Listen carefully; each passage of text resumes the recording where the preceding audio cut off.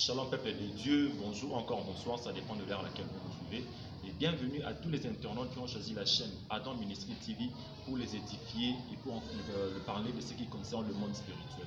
Et ici, quand vous avez un prophète Adam, pour tout le mécacousona où est Ali Bassange, nous avons une église sacrée chapelle de Dieu, nous avons un pour expliquer l'impact ou influence il y a dans la vie à mon Dieu, à mon influence. À qui je m'avais dit bonjour prophète. Bonjour papa. Bonjour prophète. Nangolo nzambe nzambe zosala ngolo makambo eza bien. Lelo toyebisanga yo tomeka kosolola na oyo etali bandoto. Lelo okomona vie ya bato ezala ya bana na nzambe ezala ya bapayen mais eza influencé na bandoto. Yango tolingi expliquer biso ndoto eza na nini pe influence nini ezala bango na bomoi ya moto. Voilà. Dans sa définition, ndoto en français tobi les songes, ezali juste l'ensemble des images qui se déroulent pendant le sommeil.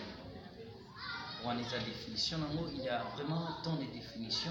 Ce soir, oui, l'ensemble des images et d'idées et des scènes qui se déroulent pendant le sommeil. Donc tout tourne autour de ce qu'un homme expérimente pendant le sommeil. C'est ça vraiment les songes. Ndoto azali na influence makasi na vie ya mutu parce que ndoto ezali faculté de sens oyo nzambe atia na kati ya mutu pour mutu ayeba kozala na contact na monde spirituel, azala informé na ba réalité spirituelle. Eza lokola poste téléviseur tofungolaka TV po tozwa ba information oyo eza koleka na mokili. C'est de même nzambe alingaki ete mutu ayeba lolenge nini makambo na vie ezotambola, makambo nini ekoya lobi, makambo nini eza présent na vie na ye. Alors yango nzambe adotaki mutu faculté ya ndoto po mutu ayebaka koexpérimenter ba réalité spirituelle to makambo ekoya lobi na vie na ye me na nzela ya ndoto. Ezali vraiment d'influence monene parce que yango nde ezali lumière ya vie ya mutu. Là où l'intelligence, la sagesse et puis qu'on révélait les songes, ils sont capables d'annoncer l'avenir. Merci prophète. Toko tara na vie qui sujet na biso mbalama ko par rapport à bason tabandoto. Ezana mukusu sur mo nae afana na lupango. Mais aloma na lupango wana esali plus de 10 ans. Mais na bandoto na endingi alotara aza toujours na lupango wana. Donc vous a la réclamation, bien lié à lupango wana de kamakai. Voilà, si je m'en vais dans Mukanda, il y a Job chapitre 33, je pense que les versets 14 à 15, la Bible dit, Dieu parle tantôt d'une manière, tantôt d'une autre, et l'on n'y prend point garde. Il parle par des songes, par des visions nocturnes, quand les hommes sont livrés à un profond sommeil, quand ils sont endormis sur leur couche. Donc, pour dire quoi? Et que Nzambe alobelaka biso na lolenge belé me bato akomprenaka te. Soki nalobi na répondre na question na yo, mutu azolala azolota lopango esa longwa, mais ya mimona kazaka toujours na lopango wana. Na catégorie ya bandoto wana, ndoto ezali na 54 catégories. Mais soki nalobi na se situer na ndoto oyo lobi babengaka ngo songe relative au passé. Ezali ndoto oyo elobelaka makambo eleka na vie ya mutu. Lokola mutu wana longwaka mais azomona esika azalaka kala ndoto wana ezo rappeler passé moko ya ye ke epai yo longwa bina yo sala nini etikala na lopango wana uta. Donc ti aza na ye lelo awa azo vivre na ye lelo mais bomoi na ye etikala sima. Donc ndenge peye azolota ndoto azomona ezan lopango pa azali to na mboka epai ya uta to na famille to nazali na poto mais na mimona nazala Kongo nazala Kongo na Kinshasa na mona nazala Bandundu nazala village na biso na ndako ba parents tangu mutu azomona biloko wana na ndoto oto bengi relative au passé ezali loi ya réclamation. Il y a des esprits où ils ont réclamé. C'est que la famille n'a pas déclaré la réclamation et que mutu ko avancer te. Mais le pango akenda ko fouter là, ils ont une loi où ils ont établi na le pango wana et que locataire nyo soko bima awa ko avancer te na vie. Yango wana vie na ye etikala na le pango wana place à uta. Tant que nous avons dit que nous avons comment que nous avons fait l'émission par rapport à Bandoto, nous avons tout nayo, habillé pas si sa classe calme. Mais à chaque fois qu'il y a l'autre Bandoto, azana uniforme na kati ya classe, a comprendre te ndoto ane la xarani. Na ndoto wana deuxième catégorie na ba bengi les songes de prévenir. Nzambe aza ko prévenir ye. C'est-à-dire, mutatanga classe, asilisa déjà classe. Tant mosusu même de quoi nazoluka musala na vie, mais azomona la bleu blanc, et ça tout à fait clair, et que spirituellement azana no esclave, batika ye mona tia mona kasilisa classe, ba yibe déjà diplôme na ye, ba yibe musala ba loba de Nicolas Vinaye, ki yo vino mo bandaka kotanga, otika la komona bolamu te.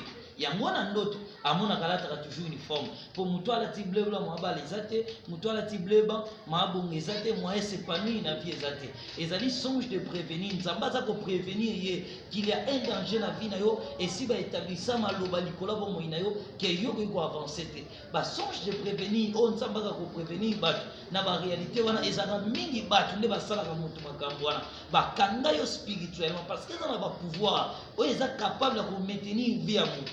Le diable a zéni na bokontiaza va pouvoir révéler pour ça qu'on neutraliser ba vie ya bana nzambe yango bible lui mon peuple périt faute de connaissance tant mutazo mona makambo wana vraiment naza ko inviter il doit chercher la délivrance. Il doit chercher la délivrance, merci.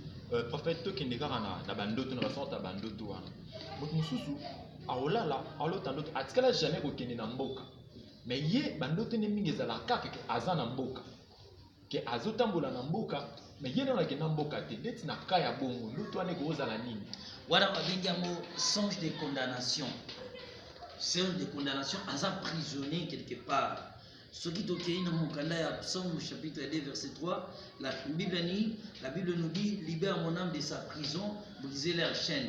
Donc cela veut dire que sa vie est condamnée, asa prisonnier, yango amimona ka toujours na mboka. Parce que mutuana et comme il en a payé une fois ndeko moko mwasi nazolande na prière azaki na problème robota ayibisinga prophète na mimona ka toujours na mboka mais azana ndako ya libala donc lakisi kena vile mwa bote zate tina nzoto na mimona ka zana ndako ya libala na mboka na bango bamona ka toujours azakane na village eza ndoto ya condamnation donc tant mutazomona bongo ayeba ke vie na ye ezali condamné na deuxième monde ezali régression na vie avec quoi avancer il doit chercher encore la délivrance et surtout s'engager au combat spirituel. Oui, oui. Prophète, question moi peut yenga na mutu quand toujours solo la de l'obi Dieu parle tantôt d'une manière tantôt d'une autre. Supposons que mutu mo azo samela azo senga nzambe libala et que alali na butu azo lota ndoto que azo bala na butu ou encore pour luka voyage alali azo lota amati na avion ndoto abongo pe ezaka mabe ou bien ndenge. Voilà la catégorie wana babenga yango les songes messagers. Les songes du message, pardon, ndoto ya message, ezali histoire ya soki tokei na Matthieu chapitre 2, histoire ya Jésus-Christ, ndoto ya message. O ya lali, mais ange ayeki koyebisa Joseph, ayebisi ete zwa mwana bokende na Egypte po ete roi Hérode azali koluka bino aboma bino. Parce que mutu wana azoluka libala, mutu wana azoluka avoyager. Mais ntango na kosambela alali azolota ndoto ke abali alali azolota ndoto qui a voyagé na catégorie ya ndoto wana il doit chercher les hommes de Dieu. Pourquoi? Parce qu'ils en ont des volets. Premièrement, ils ont un message oyo nzambe azoyanola ke ngai esi na pesi yo voyage to na pesi yo libala. Deuxième degré ezali diable ayebi nini soki moto aza na posa azosenga eloko azolinga nzambe asalela ye akosala nini akopesa yo espérance moko trompeuse akoya kobimisa baimage na bandoto na yo obandi komona basene lokolo voyage lokolo bali po ntango kotia confiance na yo moyo poursuivre objectif na yo ekozala te babenga yango le songe du message oyo nzambe aza kocommuniquer information songolo soit na positivité to na négativité. Vous êtes nombreux en train de nous suivre. Peut-être place yo pozali, vous appelez na baka ozokutana. N'hésitez pas à entrer en contact avec l'homme de Dieu, juste le numéro où est affiché na C1. Ou encore au bengi au kutana direct na mosel nzambe yemoko et à couper sur la directive par rapport à Kana. Continuons prophète. Bon, au lobby une introduction que non, bah son Jésus le rôle écran automonaka comme ça l'exception marmona biso parce que pour na kaya batu oyo ezala ke ye akanga bandoto te ata loti ezala ka pasi ko ndoto etikala et ko zali na kabo.